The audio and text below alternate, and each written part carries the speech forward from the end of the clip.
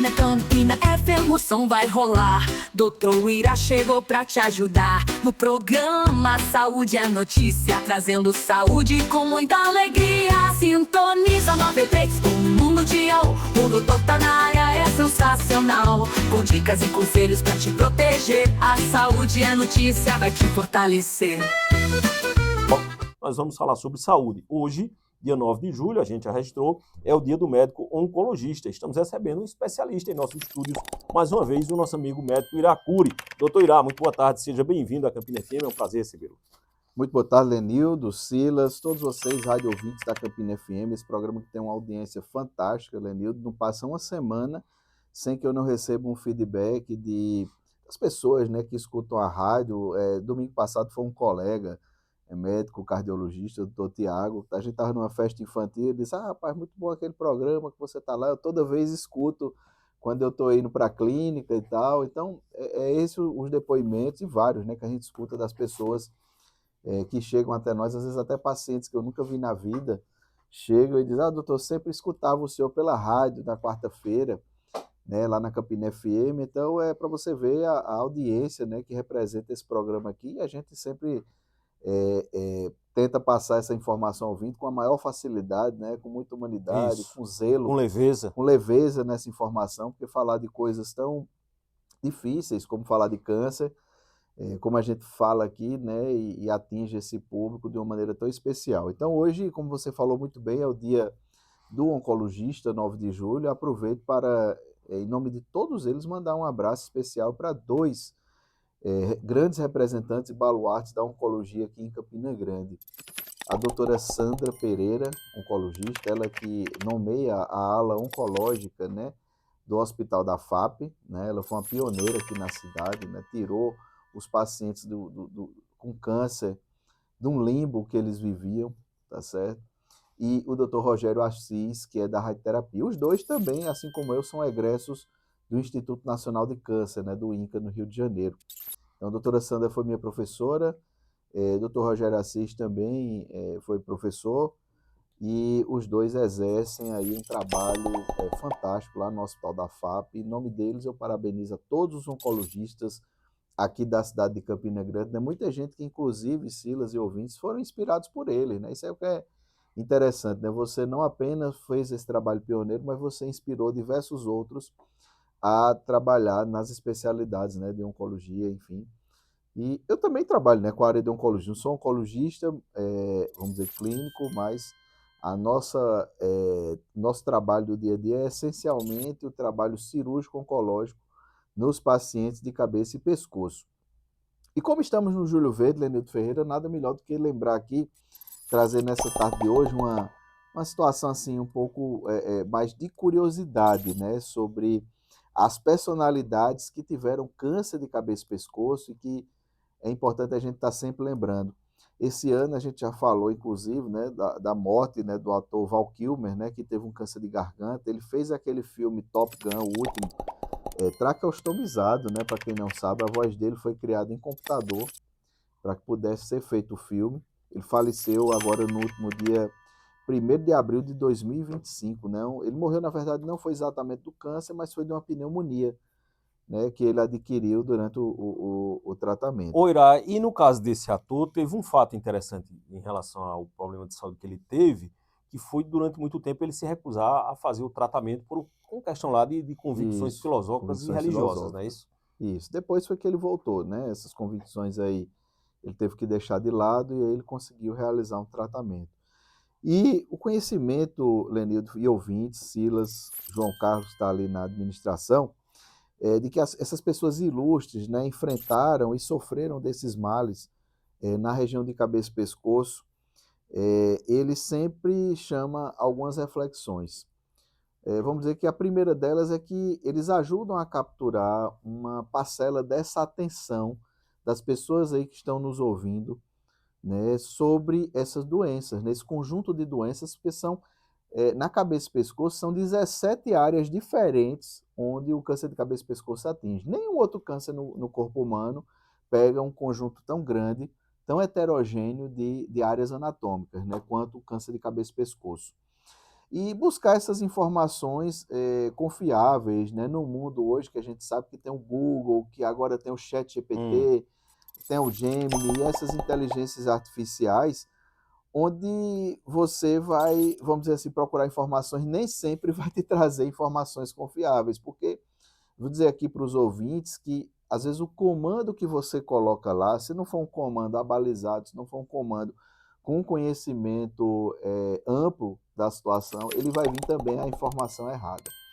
E a segunda maior reflexão que a gente pode fazer aqui é que a maior divulgação é de que os cânceres de cabeça e pescoço, uma boa parte deles, eles são provocados pelos hábitos de vida das pessoas, né? Especialmente o tabagismo, o etilismo, que são situações que vieram na esteira dessa difusão mundial do hábito de fumar e de ingerir bebidas alcoólicas. E é interessante a gente notar isso numa fase que nós terminamos aí o maior São João do mundo, né? E eu não pude deixar de observar, Silas e ouvintes, e o pessoal que está aqui na minha audiência no Instagram, no @drIrapb, da grande quantidade de músicas, Lenildo Ferreira, que exalta o ato de beber bebidas alcoólicas, que exalta o álcool.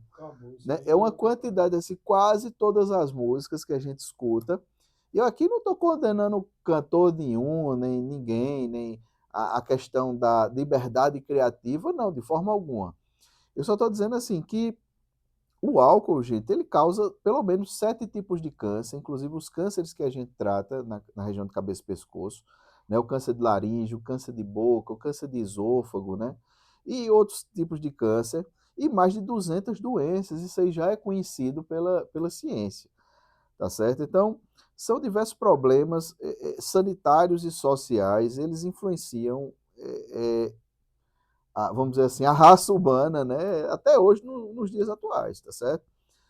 Esses dois fatores de risco, eles estão assim, imbricados, né, no dia a dia das pessoas. Inclusive, por não ingerir bebidas alcoólicas, eu sou meio que uma pessoa um pouco antissocial, vamos dizer assim, porque tudo das comemorações é regado a álcool, né, vamos dizer assim, né, quase tudo. E eu não ingiro bebidas alcoólicas, então às vezes você fica meio que, você se sente um pouco deslocado, Aí né? quando você tá nos cantos, você faz o quê? Você bebe suco, é? Suco, água. Ponche, me dê um ponche. Ponche não é muito novo, não. Fico lá, às vezes eu boto uma cerveja sem álcool e cubro ela, né, com um saco para a pessoa achar que eu também estou bebendo bebida alcoólica, entendeu? Mas enfim, é o jeito que a gente teve, né, de provocar. Então, eu vou aqui trazer para vocês, nesse momento, eu já falei do Val Kilmer, eu vou trazer uma lista aqui de pessoas, de personalidades que tiveram cânceres de cabeça e pescoço, né, que talvez você nem sabia, você aí que está na audiência do programa. Mandar um beijo para minha mãe Rosa, para Débora, minha esposa também está na audiência, Lucas, que tomou a vacininha ontem, Lenil, tá chateado hoje, viu? Pense como ele tá. Imagino, viu? Pois é, e enfim, eu vou falar das personalidades, né? E várias outras, né? Aqui é só uma pequena lista. O Frederico Guilherme III da Alemanha, tá certo? Ele teve câncer de laringe. O nosso grande autor de novelas, Carlos Gomes, também teve um tumor de boca. Aliás, Carlos Gomes não foi autor de novela, eu confundi com Dias Gomes. Não, foi músico. Foi um tumor de boca. O grande escritor Machado de Assis, também um tumor de boca. O pai da psicanálise, Sigmund Freud, teve um câncer de boca. E Sigmund Freud tem um fato interessante, que uma das grandes tristezas dele, dentro da situação que ele viveu com o câncer de boca dele, Lenildo, Silas e ouvintes, é que ele tinha um odor tão forte, ele exalava, devido ao tumor, que ele tinha uma grande desgosto, que nem o cachorro dele queria ficar perto dele, tá? Por ele estar cometido dessa forma, do tumor. Né? Tem o Cartola, grande cantor e compositor, né, de sambas e músicas, aí quem me escuta aí, que tem um pouco mais de idade, sabe exatamente quem foi Cartola. Também teve um câncer de laringe. O cantor Eddie Van Halen, aí que você que gosta de rock sabe de quem eu estou falando, né? Ele faleceu de câncer de boca. O George Harrison, Beatle, né, teve um câncer de laringe. O Bruce Dickinson, outro cantor, também está vivo ainda, ele teve um câncer de orofaringe. O nosso atual presidente Lula também teve um câncer de laringe no ano de 2011, está curado, graças a Deus. Michael Douglas, um ator de Hollywood, que inclusive é a personalidade, vamos dizer assim, é o pai da campanha, né, do Júlio Verde, Michael Douglas, teve um câncer de orofaringe grau 4, né, estágio 4, e ainda está vivo, atuando. Atualmente a gente tem um cantor, Branco Melo, dos Titãs, também acometido de um câncer de laringe. Ele é que canta aquela música que diz assim no refrão: é preciso saber viver, né? Se você puder ouvir aí depois essa música, você vai entender o que é o prejuízo na voz de uma pessoa devido a um câncer de laringe. Branco Melo está praticamente com uma voz muito disfônica, muito prejudicada, ele não tem mais aquele timbre que ele apresentava. Então essa audição da música que eu acabei de citar dele é uma relíquia fonográfica, tá certo? Porque essa voz ele não vai ter mais, infelizmente, mas está vivo, está lutando, está batalhando contra o câncer. Ele também Sim. ajuda, Lenildo, nessa campanha do Júlio Verde. A atriz Heloísa Périssé, para quem não sabe, também teve um câncer de glândula salivar. E, por último, né, o ator Val Kilmer, que infelizmente faleceu agora no dia 1 de abril. Ele teve um câncer de orofaringe e atuou nos últimos filmes dele, traqueostomizado. Né? São essas figuras, assim, entre outras, né, que tiveram câncer de laringe, para você ver. Cristina Kirchner, da Argentina, Foi o quê? ex-presidente da Argentina. Ah, foi o Batman. Cristina Kirchner, ex-presidente da Argentina, teve câncer de tireoide, né? Aí você que está em casa, certamente você conhece alguém ou sabe de uma pessoa próxima que pode ter tido algum câncer, às vezes um câncer de pele, né? Ah, é um câncerzinho de pele, na região de cabeça e pescoço. Então, é um câncer realmente que tem uma ampla distribuição aí na sociedade e também atinge pessoas aí, como eu falei aqui, essas figuras públicas. E renovando as informações, ele vai ter em torno, em cada ano do triênio 2023 a 2025, cerca de 39.550 casos, principalmente de tireoide, laringe e cavidade oral, né? Fora o câncer de pele não melanoma na região de cabeça e pescoço, que esse dado aqui não entrou nesses 39.550, que a gente sabe que atinge muito. Lenildo de ouvintes, não se passa, Silas, uma semana sem que a gente consiga operar um paciente com câncer de pele. Né? Toda semana tem vários pacientes com câncer de pele. No consultório também se multiplicam esses pacientes, uma alta incidência de radiação solar aqui na região Nordeste. A gente está muito próximo da linha do Equador e, infelizmente, as pessoas nem sempre se atentaram para o uso do filtro solar. Né? Eu me lembro que, numa passagem de ano dessas, numa TV aqui de grande alcance do país, o orador, né, o narrador, Pedro Bial, ele fez justamente leu um texto falando sobre a utilização do filtro solar. Isso era uma pessoa já de bastante idade que fez, Lenil, desse texto, e ela disse: use filtro solar. Se eu pudesse dar um único conselho para você, seria use filtro solar. Né? Então é assim que começa esse texto, muito interessante. Você aí também que estiver em casa, tiver a curiosidade, você vai lá no seu buscador, digite Dr. Iracuri no YouTube, e também você pode digitar filtro solar, que você vai ver esse texto lá de Pedro Bial, né, do jornalista Pedro Bial. Então, é isso aí. Estou à disposição, Silas, Lenildo, para que vocês possam fazer perguntas. Não, só aproveitando que você está passando por aqui exatamente nessa data, é um assunto que a gente já provocou uma vez, mas para não deixar, inclusive, passar em branco, porque a gente tem dentro da nossa audiência a maior diversidade possível de pessoas de várias áreas, inclusive também tem estudantes, tem pessoas que estão, inclusive, fazendo curso de medicina. A pergunta que eu faço é o seguinte: como é que vem a decisão? A gente estava até questionando isso em off, né? Mas com outros termos. Mas como é que vem a decisão de alguém escolher por uma especialidade e escolher, por exemplo, uma especialidade que é tão complexa como essa sua área da cirurgia de cabeça e pescoço, que não dá para acabar nem dar uma tremidinha, não dá para, oh, eu estou cansado, eu estou meio mole aqui.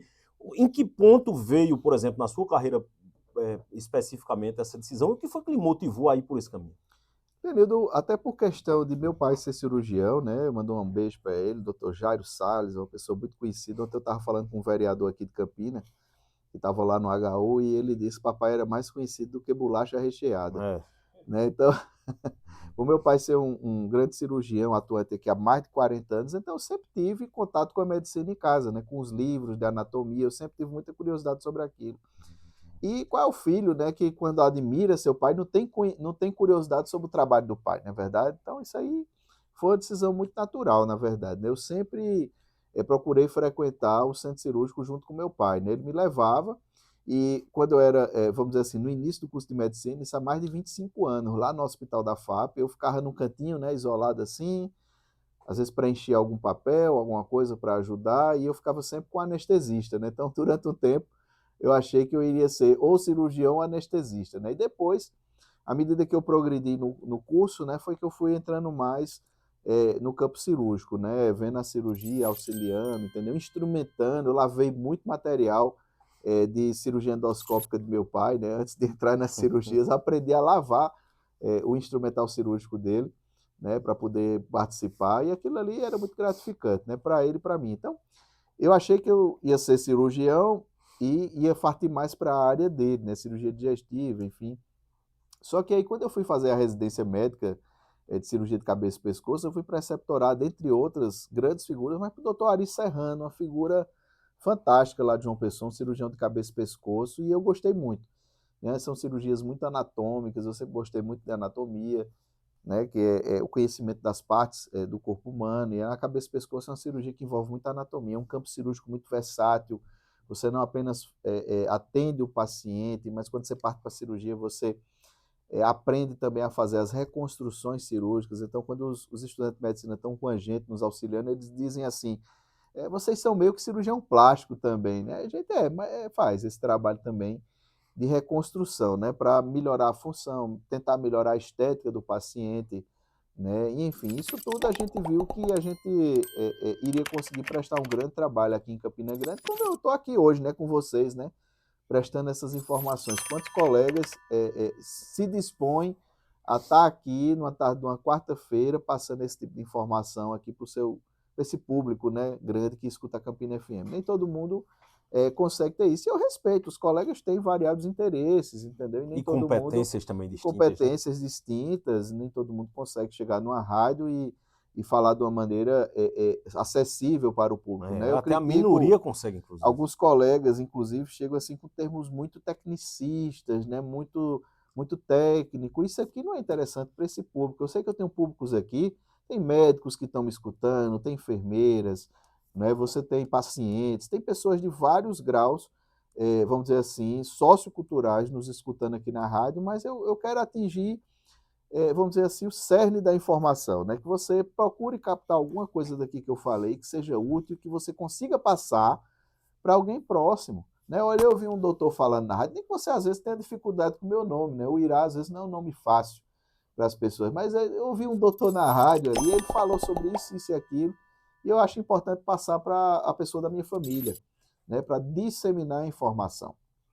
Essa é uma missão muito importante da gente, especialmente nessas campanhas, Lene, dos meses, né, coloridos, né? O Julho Verde é um desses. Exatamente. E você, sim, Silas? Ô, Ira, deixa eu lhe fazer um questionamento que eu acho que deva ser um dos momentos mais difíceis no exercício de sua profissão, que é a perda de um paciente. Sim.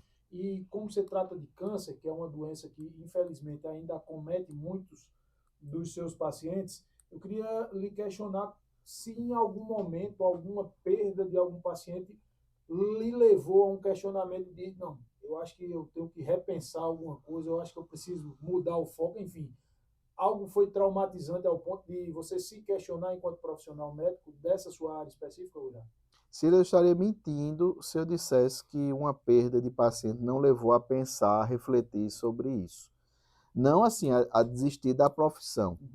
Certo? Isso aí nunca passou pela cabeça, não. Desistir de ser cirurgião, entendeu? Nada disso, não.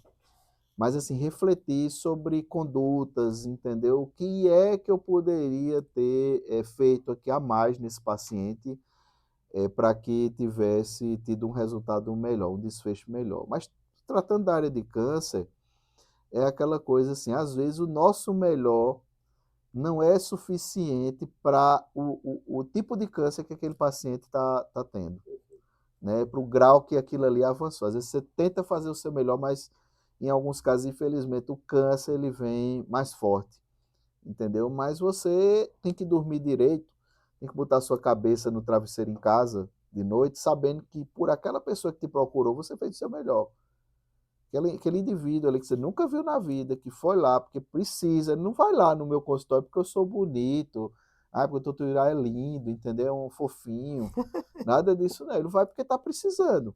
Né? E mais ainda, uma pessoa, às vezes, que até paga uma consulta para conhecer, para apertar a sua mão e para sentir sua firmeza. Né? Para que você trate de algum parente. Ou trate da própria pessoa lá que está te procurando. Então, assim, o que se passa, pelo menos comigo, foram mais assim reflexões. O que é que eu poderia ter feito a mais por aquele caso que não teve o desfecho que a gente esperava? Mas eu acho que é um momento pior, né? É um momento muito difícil, né? Especialmente assim, quando você lida na ponta, né? Com cirurgia, com câncer. Até uns anos atrás, quando eu ainda estava na parte de urgência e emergência, né? Trabalhando com o hospital porta aberta de cirurgia. Então, nem sempre o nosso melhor era suficiente perante a gravidade daquela situação. Mas você tem que, vamos dizer assim, procurar terminar seu dia. É isso que eu recomendo, inclusive, aos estudantes. Eu mando um beijo lá para o pessoal da Liga de Oncologia e Cirurgia da UFCG, né, do curso de Medicina, que estava comigo ontem numa aula. É você dormir bem, sabendo que você fez o seu melhor pelo seu paciente. Porque o centro de tudo na medicina, na área da saúde, deve ser o paciente. 13h31, inclusive eu dou testemunho com uma vez, já faz um tempo isso, eu encontrei o Irá num sábado, no tempo que a gente tomava cafés aos sábados, e ele estava meio abatido e ele disse que é porque um paciente tinha falecido no dia anterior. 13h31, eu achava que os médicos não se abatiam, até porque eu sei que não dá para ficar também, cada vez que acontece uma situação dessa, não dá para o camarada entrar em depressão, porque senão não dá para trabalhar. Mas você vê o lado mais humano da atividade. Irá, 13h31, agradecer por mais uma... Na Campina FM o som vai rolar. Doutor Irá chegou pra te ajudar. No programa Saúde é Notícia, trazendo saúde com muita alegria. Sintoniza 93, o mundo mundial. O doutor tá na área, é sensacional. Com dicas e conselhos pra te proteger. A saúde é notícia, vai te fortalecer.